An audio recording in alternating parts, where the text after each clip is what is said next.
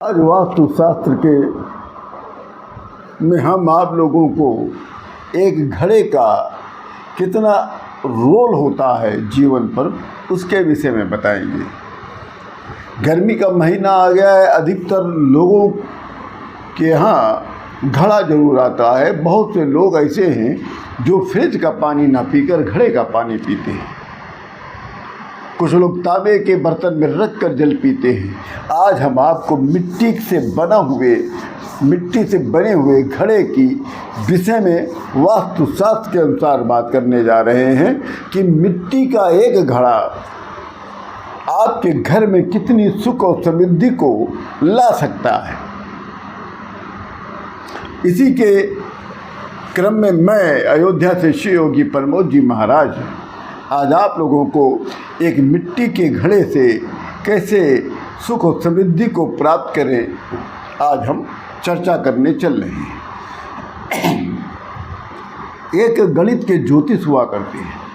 महान ग्रंथ सिद्धांत शिरोमणि के अनुसार गणित ज्योतिष के महान ग्रंथ सिद्धांत शिरोमणि के अनुसार पृथ्वी में बहुत आकर्षण शक्ति है महाराज।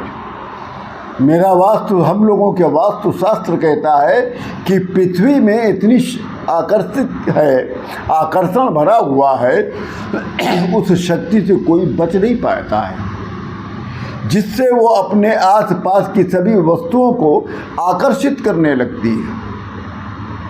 आकृष्ट शक्ति च महितया, आकृष्ट शक्ति च महितया स्वस्थ गुरुम स्वाभिमुखम स्वम सवत्या। इसलिए सभी वस्तुएं, सभी दिशाओं पर वास्तु का अपना नियंत्रण होता है, उसका अपना कमांड होता है। अब शुभता या अशुभता प्राप्त करना, शुभता अशुभता को प्राप्त करना, ये मानव के विवेक पर निर्भर करता है। क्योंकि जितनी भी वस्तुएं हैं, जितनी भी दिशाएं हैं, जितने भी वृक्ष हैं, सब पर वास्तुशास्त्र अपना नियंत्रण बनाता है, उसी के नियंत्रण में सभी रहता है। इसलिए मैं बार बार कहता हूँ कि कुंडली अपनी अच्छी हो या ना हो इस पर आप मत जाएं, मगर घर का मकान और घर के अंदर जो भी आप रखें वो वास्तु के अनुसार रखें। आपका जीवन सुख समृद्धियों से भरा रहेगा।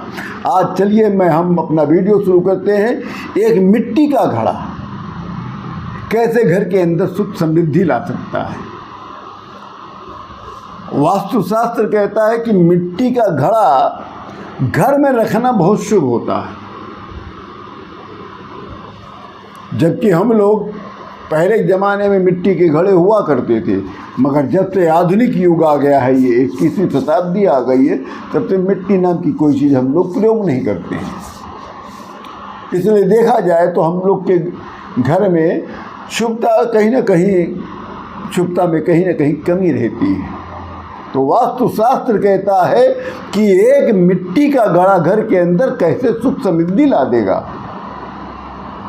परंतु मिट्टी के घड़े के साथ कुछ नियम का पालन रखना भी जरूरी होता है।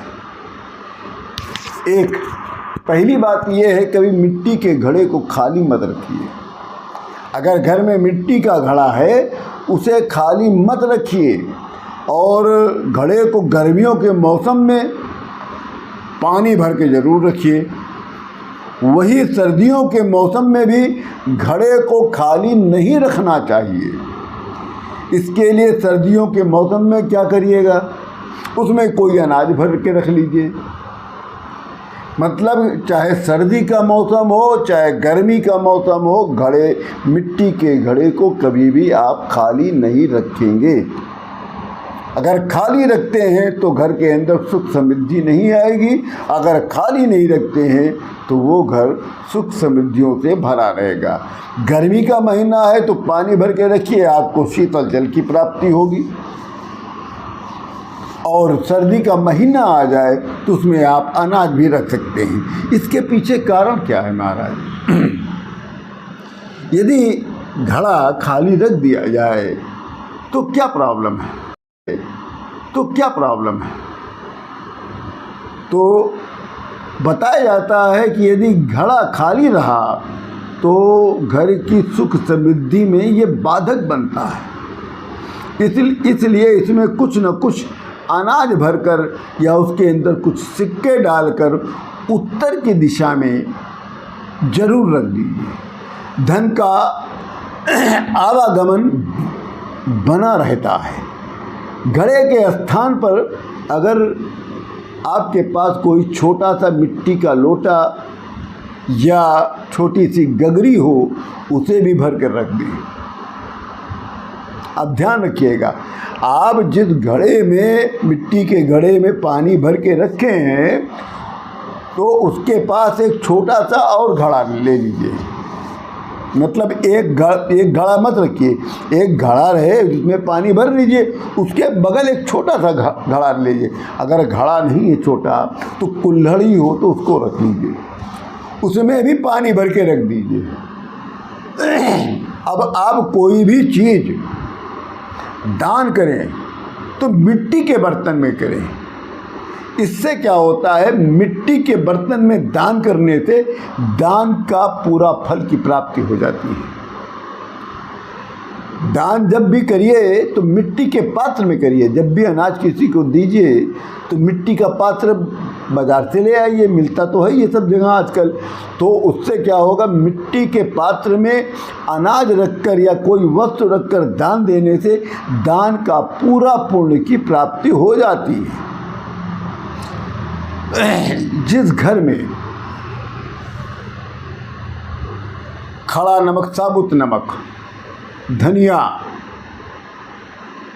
पिसी हुई धनिया नहीं महाराज, खड़ी हुई धनिया, हल्दी की गांठ, कमल गट्टा, ये कुछ मात्रा में एक मिट्टी के बर्तन में भरकर, और ध्यान से सुनिएगा, खड़ा नमक ले लीजिए, अर्थात साबुत नमक, पिसा हुआ नहीं,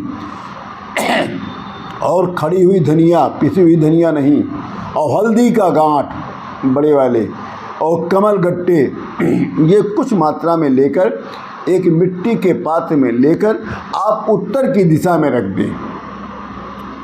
आप अपने घर में उत्तर की दिशा में रख दें, हो सके तो आप किचन के उत्तर की दिशा में रख दें। ये नोट कर लीजिए पक्का 110% कि आपके घर में बरकत होने लगेगी। साबुत नमक जो होता है, ईशान अर्थात उत्तर पूर्व दिशा में रखने से विपरीत दिशा में शौचालय होने का दोष जो होता है वो कम हो जाता है। खड़े नमक से वास्तु दोष कम होता कैसे कि उत्तर पूरब की दिशा में उसको रख दीजिए। खड़ा नमक ला के उत्तर और पूरब की दिशा में उसको किसी चीज़ में या कपड़े में बांधकर या किसी बर्तन में रख के ऊपर कहीं रख दीजिए।